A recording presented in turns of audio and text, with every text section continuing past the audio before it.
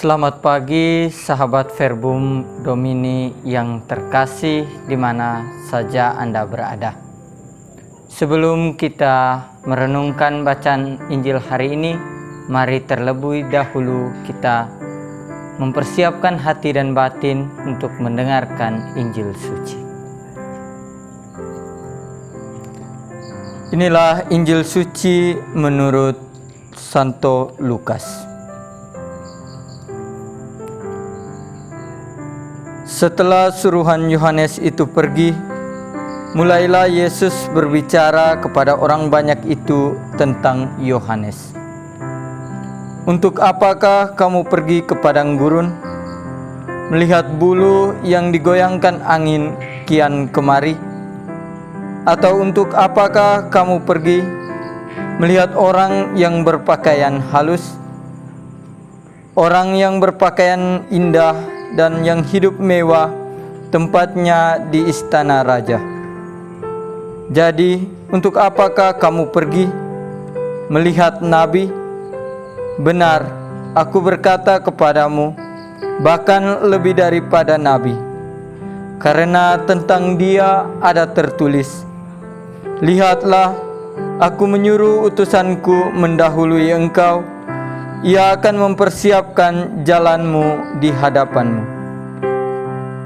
Aku berkata kepadamu, di antara mereka yang dilahirkan oleh perempuan, tidak ada seorang pun yang lebih besar daripada Yohanes.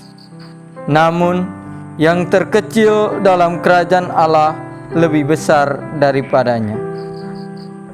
Seluruh orang banyak itu yang mendengar perkataannya, termasuk para pemungut cukai, mengakui kebenaran Allah karena mereka telah memberi diri dibaptis oleh Yohanes. Tetapi orang-orang Farisi dan ahli-ahli Taurat menolak maksud Allah terhadap diri mereka karena mereka tidak mau dibaptis oleh Yohanes. Demikianlah sabda Tuhan. Terpujilah Kristus. Sahabat Verbum Domini yang terkasih, narasi Injil yang baru saja kita dengarkan merupakan kelanjutan kisah dari Injil yang telah kita renungkan beberapa hari belakangan ini. Dalam keseluruhan itu, tema yang diangkat adalah mengenai kisah Santo Yohanes Pembaptis. Bagaimana perannya dalam mempersiapkan jalan bagi Tuhan. Menarik bahwa Injil hari ini menarasikan Yohanes Pembaptis dari sudut pandang Yesus sendiri. Yesus memuji Yohanes sebagai seorang nabi besar, di mana pada ayat 28 kita jumpai kata-katanya yang berbunyi, aku berkata kepadamu, di antara mereka yang dilahirkan oleh perempuan, tidak seorang pun yang lebih besar daripada Yohanes.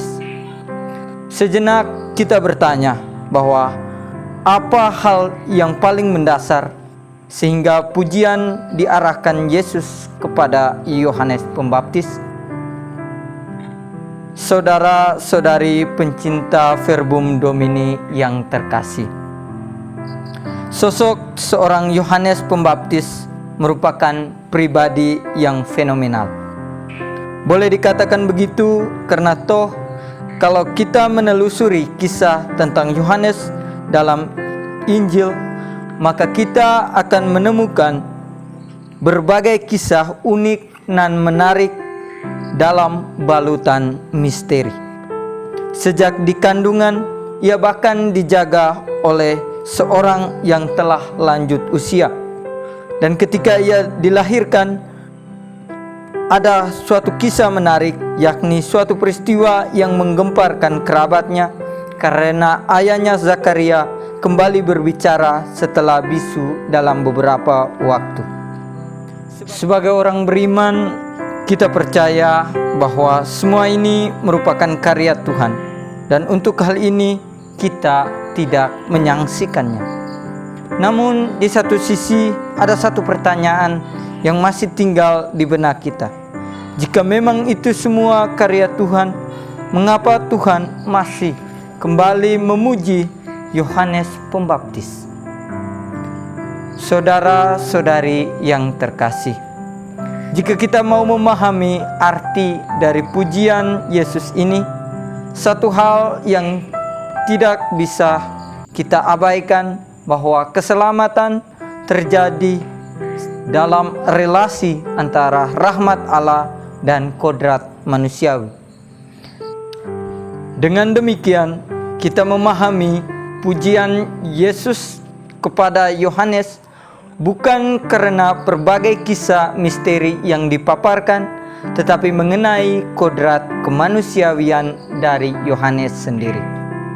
Yohanes Pembaptis merupakan seorang pribadi yang sederhana, kritis dalam kaitan dengan tindak tanduk para pemimpin, dan bahkan digolongkan sebagai seorang nabi yang sangat rendah hati. Kita mengingat kisah ketika orang menyangka bahwa ia adalah Mesias, apa yang ditanggapinya? Bahwa ia adalah seorang hamba yang juga tak layak untuk membuka tali kasutnya. Sahabat Verbum Domini, lantas apa pesan buat kita hari ini? Injil menampilkan Yohanes sebagai pusat perhatian kita. Pujian yang disampaikan juga merupakan konsekuensi dari apa yang telah dihidupi oleh Yohanes Pembaptis. Dengan demikian kita mengamini bahwa hidup yang sederhana dan penuh rendah hati merupakan suatu jalan kekudusan. Mengapa demikian? Karena dengan menghidupi kesederhanaan dan kerendahan hati, kita dikenal Tuhan seperti Yohanes Pembaptis sendiri. Untuk itu, mari di hari-hari persiapan ini kita membangun sikap kerendahan hati dan kesederhanaan.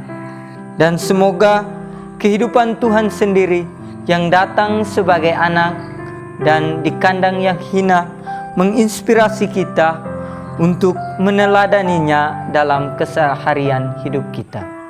Semoga bacaan Injil hari ini menginspirasi hidup kita untuk menjadi seorang Kristiani yang baik. Amin.